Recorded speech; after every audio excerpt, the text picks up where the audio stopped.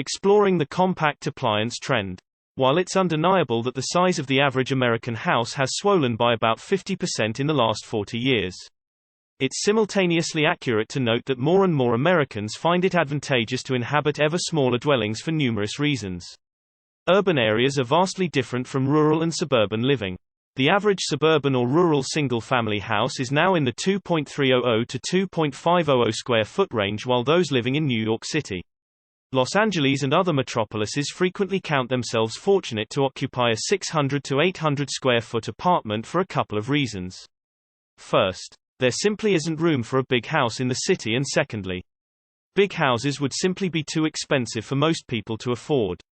Also of note is the reality that more people live alone than was previously common, and the popularity of tiny houses can't be ignored.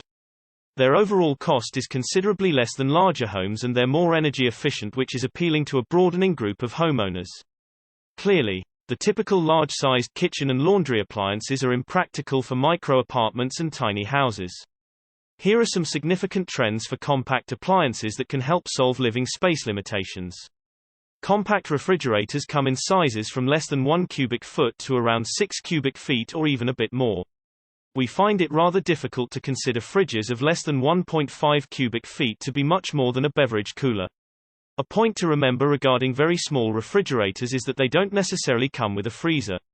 Both configurations are available. Our colleagues at Top 10 Reviews rated the higher HC33SW20RB compact refrigerator.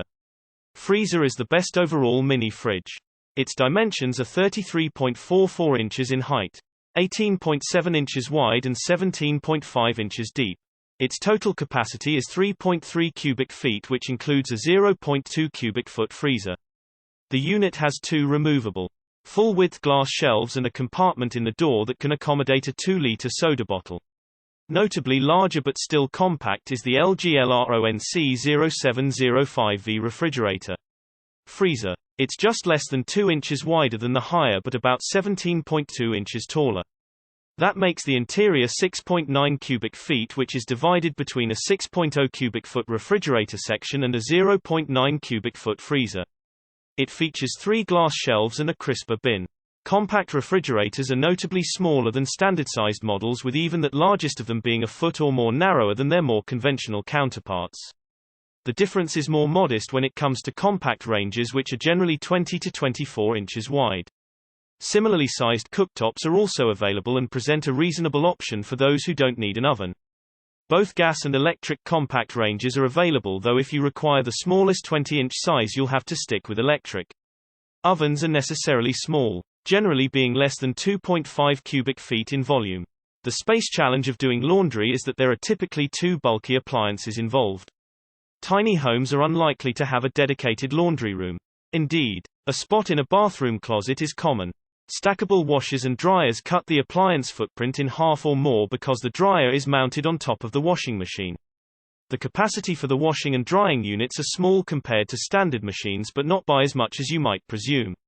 As an example, the GE unitized spacemaker, as shown in the accompanying image, features a 2.3 cubic foot washer and a 4.4 cubic foot dryer.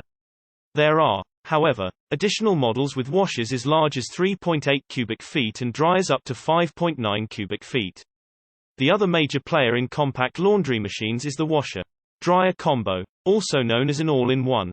Machines in this category are literally both washer and dryer in a single unit. While the wash feature works about as you'd expect from conventional washers, the capacity is even smaller than stackables. The dryer function works differently than standard dryers.